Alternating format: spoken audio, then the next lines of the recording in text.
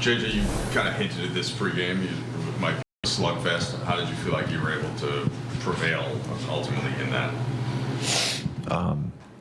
Yeah, they're a really good basketball team, and they make you either play hard and match their physicality and how they muck the game up, or you can lay down. And we didn't lay down tonight. We had a deficit there in the third quarter. Our guys just kept playing. I thought defensively in the second half, with some of the adjustments we made at halftime, we just executed really, really well, particularly with, just trying to get the ball out of Durant's hands. Forced 9 turnovers in the fourth quarter doing that, and just a terrific defensive second half for us. There's not, when they're playing that 5-man lineup, minus Shepherd, and no big. It's hard to. They got 5 really good defenders out there. It's really hard to generate good offense. I thought we made the right play consistently. Didn't shoot it well. Had a stretch there where we had some wide open threes with some bad misses. But that's, it carry over from this morning, carry over from pregame. We got to have a playoff mentality this time of year, and I thought our guys did that, and they executed it really well. I think it was 15 second-half turnovers. You mentioned the adjustment. Was it blitzing more on Durant, and what's kind of the key to that and behind it to making sure that? No, we took off. We blitzed them a little bit in the first half. We took off the blitz at halftime. We just went to our 15, and we went to 1 through 5 red, and then we fired them. So they did a good job of rotating out of that, consistently. Whether we didn't really fire a lot last year, and we did it in Game 5 against Minnesota. We gave up a ton of offensive rebounds because of that. That's the worry when you play zone. That's the worry when you put 2 on the ball and you're in scramble mode. It's a little bit harder to rebound some of those misses. But we stuck with it. You guys have 2, generally speaking, big time advantages night in, night out offensively. You have Luka and his shot making, but you also have LeBron in transition on a night where They are too. Not tonight. Yeah. Not from 3. But on the nights when you did the other stuff isn't going, just that reliability in those 2 things, how do they carry you guys? Look, the very first thing that we did in training camp both years, and we put way more emphasis on it this year, but the very first thing we did in training camp was establish our running patterns, and talking about ending every possession with a contest, and then here's your running patterns. LeBron does such a good job of filling the middle of the floor. We emphasize running to the corners. We emphasize our throw-aheads. We've been really good in transition. I know we're not a high-volume transition team, but we've been really good in transition when we've thrown the ball ahead, and the numbers back that up. The winning backs it up.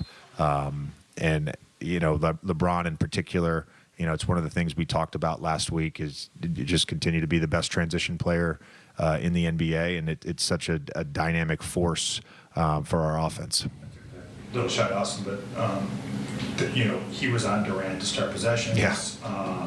He had that inbounds steal where you just kind of 4 of them. Yep. Yeah, and a block shot. Yeah. Just kind and of 5 assists. He's a basketball player, and again, for the second straight game, going against a tier 1 all-time player as the primary and getting switched on to guys and just battling and making it tough. Competitive will. And I think LeBron too. I told him mid-game, and I don't even know, he ended up taking 13 shots. I think he probably had 7 at the time. It was sometime in the second half. But I said, I see you. I see you. You're playing hardest, and that matters. You're lifting our team up because of how hard you're playing.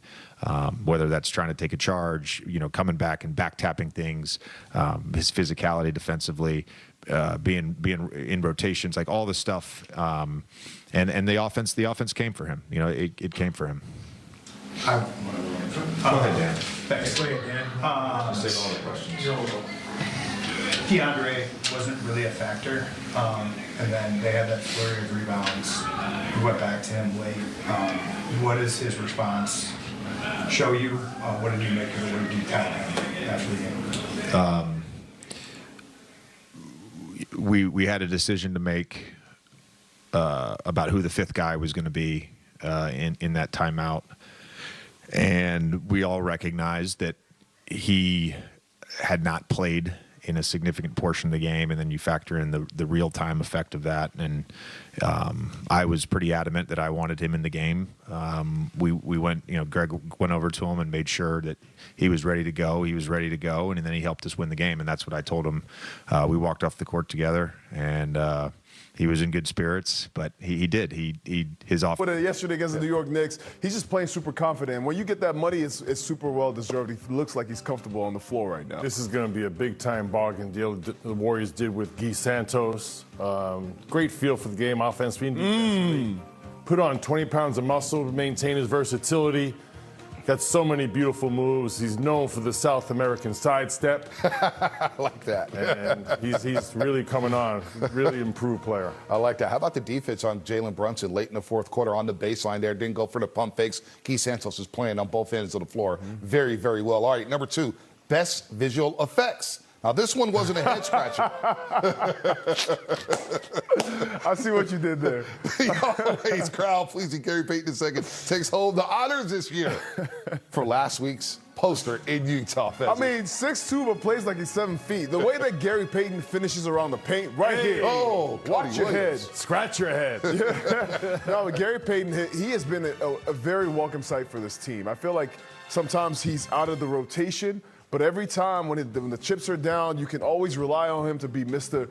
Finish around the paint, Mr. Go get some rebounds, Mr. Hit some threes when you need him to. You see him hit a couple threes yesterday. I mean, Gary Payton has been playing a crucial role for this team right now. Yeah, he always brings the 94 feet of defense, can switch 1 through 5.